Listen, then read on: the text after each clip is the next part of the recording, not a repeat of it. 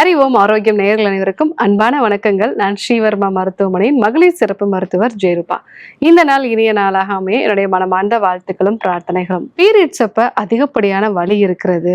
சில சமயங்கள்ல அடி வயிற்றுல ஒரு ஏதாவது ஒரு பாரமான ஒரு உணர்வு எப்பவுமே இருக்கிறது. சில பெண்களுக்கு அந்த பீரியட்ஸ் அப்போ மோஷன் போனாலோ இல்லை யூரினேஷன் பண்ணாலோ இல்லை எழுந்து நின்னாலோ அதிகப்படியான ஒரு வலி இருக்கும். ஸோ இந்த மாதிரி ஒரு வலி இருக்கு அப்படின்னா எண்டோமெட்ரியோசிஸ் மாதிரியான பிரச்சனைகள் இருக்கா அப்படிங்கிறத பார்க்கணும். ஸோ இந்த எண்டோமெட்ரியோசிஸ் அப்படின்னா என்ன, இதை சரி செய்யக்கூடிய 3 முறைகள் என்னென்ன அப்படிங்கிறத நம்ம இன்னைக்கு பார்க்க இருக்கிறோம். எண்டோமெட்ரியோசிஸ் அப்படின்னா நம்மளுடைய கர்ப்பப்பை உள் பகுதியில் எண்டோமெட்ரியல் டிஷ்யூ இருக்கும். இது ஒவ்வொரு மாதமும் நமக்கு கருமுட்டை வளரும் பொழுது அதுவும் சேர்ந்து வளரும்.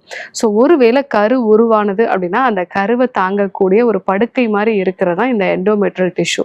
ஸோ கரு உருவாகலை அப்படின்னா அந்த கருமுட்டையோட சேர்ந்து இந்த எண்டோமெட்ரியல் டிஷ்யூ முதிர்ந்து வெளியே வரக்கூடியதான் நம்ம மாதவிடாய் அப்படின்னு நம்ம சொல்றோம். ஸோ இந்த எண்டோமெட்ரியல் டிஷ்யூ அப்படிங்கிறது கர்ப்பப்பைக்கு உள் பகுதியில் மட்டும் இருந்துச்சு அப்படின்னா மாதவிடாய் காலகட்டத்தில் அது உதிரத்தோட சேர்ந்து வெளியே வந்துடும். இந்த டிஷ்யூ நமக்கு சினைப்பையை சுற்றி இருக்கிறதோ இல்லை கருக்குழாய் பகுதிகளில் இருக்கிறதோ இல்லை நம்மளுடைய கர்ப்பப்பையோட நடுப்பகுதிகளில் இருக்கிறது, அதாவது தசைகள் இருக்கக்கூடிய பகுதிகளில் இல்லை நம்மளுடைய கர்ப்பப்பை சுற்றி இருக்கக்கூடிய பகுதிகளில் இருந்தது அப்படின்னா ஒவ்வொரு மாதமும் மாதவிடாய் வரக்கூடிய அந்த காலகட்டத்தில் ஸோ அந்த பகுதியில் இருக்கக்கூடிய எண்டோமெட்ரியல் டிஷ்யூமே உதிர ஆரம்பிக்கும். ஆனால் அது முறையாக வெளியேறதுக்கான ஒரு வாய்ப்புகள் இருக்காது. ஸோ ஒரு ப்ளீடிங் நம்மளுடைய அடிவயிற்று பகுதிகளிலே தேங்குது அப்படின்னா அங்கே நல்ல ஒரு வலி இருக்கும். சூடு மாதிரி பரவக்கூடிய ஒரு நிலை இருக்கும். இதனால இடுப்பு வலி உண்டாகிறது. ஸோ நிறைய பெண்கள் சொல்லக்கூடிய விஷயம், அந்த மாதவிடாய் வர்றதுக்கு முன்னாடியே எனக்கு நல்ல இடுப்பு பகுதியிலையும் அடிவயிற்று பகுதிகளையும் வலி இருக்கு, அடிவயிற்று பகுதியில கனமான ஒரு உணர்வு இருக்கு, எழுந்து நின்னா கூட எனக்கு வலி உண்டாகுது, மோஷன் போனா யூரின் போனா ஸோ இந்த மாதிரி சமயத்திலும் எனக்கு வலி வருது அப்படின்னு சொல்லுவாங்க. இது மட்டும் இல்லாமல் இந்த எண்டோமெட்ரியோசிஸ் பிரச்சனை இருக்கக்கூடிய நபர்களுக்கு ஸோ அடிக்கடி உள்ளுக்குள்ளே ப்ளீடிங் ஆகி அங்கே ஒரு இன்ஃப்ளமேஷன் உருவாகிறதுனால அடிவயிற்றில் எப்பவுமே ஒரு சூடான ஒரு உணர்வு இருக்கும். அதே மாதிரி உடல் உறவுக்கு பின்னாடும் அதிகப்படியான வலிகள் உண்டாகிறத பார்க்கலாம். சில பேருக்கு யூரின் போயிட்டு வந்தால் கூட எனக்கு வலி இருக்குது அப்படிங்கிறத சொல்லுவாங்க. ஸோ எப்பவுமே அடிவயிறு பகுதி கொஞ்சம் உப்புசமாக இருக்கிறது, கொஞ்சம் சாப்பிட்டாலும் வயிறு ரொம்ப உப்புசமா இருக்கிறது, வயிற்றுல நிறைய கேஸ் ஃபார்மேஷன் இருக்கிறது, மலச்சிக்கல் சம்பந்தமான பிரச்சனைகள் இருக்கிறது. ஸோ இந்த மாதிரியான விஷயங்களும் உருவாகும். இது இல்லாம தொடர்ந்து ரொம்ப நாளா அவங்களுக்கு எண்டோமெட்ரியோசிஸ் பிரச்சனை இருக்கு அப்படின்னா அவங்களுக்கு ஸ்கார் டிஷ்யூ ஃபார்ம் ஆகி அடசன்ஸ் ஃபார்ம் ஆகும். அந்த மாதிரி அடசன்ஸ் ஃபார்ம் ஆயிடுச்சு அப்படின்னா பீரியட்ஸ் அப்ப வரக்கூடிய வலி அப்படிங்கிறது ரொம்ப அதிகமா இருக்கும். அவங்களுக்கு அந்த வலிக்கு 3 வேளை மாத்திரை போடக்கூடிய ஒரு நிலையும் இருக்கும். இந்த வலினால மன அழுத்தமும் அதிகமா உருவாகிறத பார்க்கலாம்.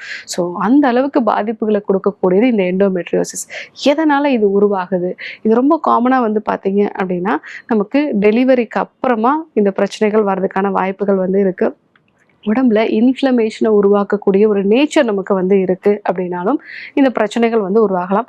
இன்னொன்று, இது ஹார்மோன் சம்பந்தமான பிரச்சனைகள்ல தான் நிறைய பெண்களுக்கு வரும். அதாவது ஈஸ்ட்ரோஜன் ஹார்மோன் அளவு அதிகமாகும், உடலோட தன்மை இன்ஃப்ளமேஷனை உருவாக்கக்கூடிய ஒரு நிலையும் இருந்ததுன்னா அவங்களுக்கு இந்த எண்டோமெட்ரியோசிஸ் பிரச்சனை வரும். இல்லை பரம்பரையா அம்மாவுக்கோ இல்லை அத்தைக்கோ பாட்டிக்கோ இருந்தது அப்படின்னா இந்த பிரச்சனைகள் வர்றதுக்கான வாய்ப்புகள் இருக்கு. ஸோ ஒரு சில மாத்திரைகள் எடுத்ததோட பக்க விளைவாகவும் கூட இந்த எண்டோமெட்ரியோசிஸ் பிரச்சனை வரலாம். ஸோ இந்த அளவுக்கு பாதிப்புகள் இருக்கு அப்படின்னா முதல்ல நம்ம உடம்புல தேவையில்லாத அந்த ஹார்மோன்ஸை, முக்கியமாக பார்த்தீங்கன்னா அதிகப்படியாக இருக்கக்கூடிய ஈஸ்ட்ரோஜனையும் இன்ஃப்ளமேஷனை உருவாக்கக்கூடிய ஹார்மோன்ஸையும் நம்ம குறைக்கணும். ஸோ அதற்கு செல்களை புதுப்பிச்சு நம்ம உடம்புல இருக்கக்கூடிய கழிவுகளை ஒவ்வொரு செல்கள்ல இருந்துமே நம்ம உடம்புல இருந்து வெளியேற்றுறதுக்கு 7 நாள் எடுத்துக்கொள்ளக்கூடிய நெய் மருந்து சிகிச்சை எடுத்துக்கிறது நல்லது. அதே மாதிரி மாதவிடாய் காலகட்டத்தில் நம்ம கர்ப்பப்பைக்கு உள்ள இருக்கக்கூடிய கழிவுகளை வெளியேற்றுவதற்கு ஸ்ரீகேர் தைலம் மாதிரியான மருந்துகளை நம்ம எடுத்துக்கிட்டோம் அப்படின்னா நம்மளோட உடல்ல இருக்கக்கூடிய ஒவ்வொரு உறுப்புகளுமே கழிவு நீக்கமாகி புதுப்பிக்கப்படும். கர்ப்பப்பையுமே உங்களுக்கு கழிவு நீக்கமாகி புதுப்பிக்கப்படும். இந்த 2 விஷயத்தையும் நம்ம தொடர்ந்து ஒரு 3 மாதம் நம்ம ஃபாலோ பண்ணோம். அடுத்ததா நம்ம ரெகுலரா அடிவயிற்று பகுதிக்கு ஒரு மசாஜ் மாதிரி, ஸோ அதாவது விளக்கெண்ணெய் கேஸ்டர் ஆயில் எடுத்துட்டு ஸோ அதை லைட்டா நம்ம ஹீட் பண்ணிட்டு அடிவயிற்று பகுதியில் ஒரு சின்ன மசாஜ் மாதிரி பண்ணிட்டு அதுக்கப்புறமா டர்க்கி டவலை நல்ல சூடான தண்ணியில நினைச்சு பிழிஞ்சிட்டு அடிவயிற்று பகுதியில் பகுதியில் ஒரு அரை மணி நேரம் வந்து கட்டி வச்சுக்கலாம்.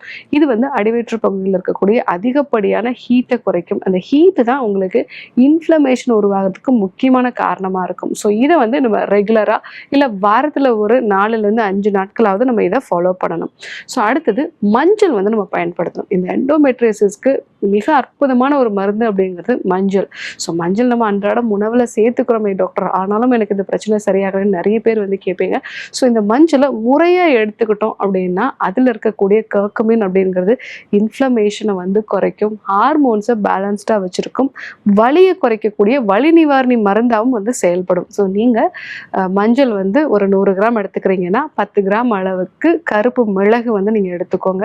ஸோ இது ரெண்டையும் வந்து பொடி பண்ணிட்டு அது கூட ஒரு 50 ml செக்கில் ஆட்டின தேங்காய் எண்ணெயோ இல்லைன்னா வந்து நெய், இதை வந்து லைட்டாக உருக்கிட்டு இந்த பவுடர் எல்லாத்தையும் அதில் போட்டு மிக்ஸ் பண்ணிட்டு ஒரு இலந்த கொட்டை சைஸ்க்கு நம்ம வந்து உருட்டி மாத்திரைகளாக வச்சுக்கணும். இதை ரெகுலராக காலை வேளைகளில் நீங்கள் சமையல் செய்யும் போது அரிசி கொதிக்கக்கூடிய அந்த தண்ணியில் இல்லைன்னா நீராகாரத்தில் இல்லை வெதுவெதுப்பான வெந்நீரோட இல்லை பாலோட சேர்த்து மிக்ஸ் பண்ணி ரெகுலராக நீங்கள் வந்து ஒரு டேப்லெட் மாதிரி எடுத்துக்கணும். ஸோ அந்த மாதிரி எடுத்துக்கும் போது இந்த எண்டோமெட்ரியோசிஸில் உண்டாகக்கூடிய இன்ஃப்ளமேஷன், வலி இது எல்லாமே வந்து குறைய ஆரம்பிக்கும்.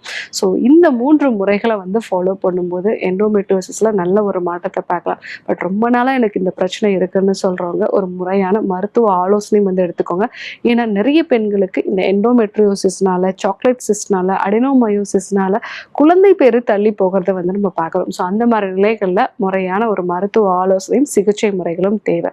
ஸோ எண்டோமெட்ரியோசிஸ்னால எனக்கு வலி மட்டும் அதிகமாக இருக்குது டாக்டர், ரொம்பவே வந்து பாதிப்பை கொடுக்குதுன்னு சொல்கிறாங்க.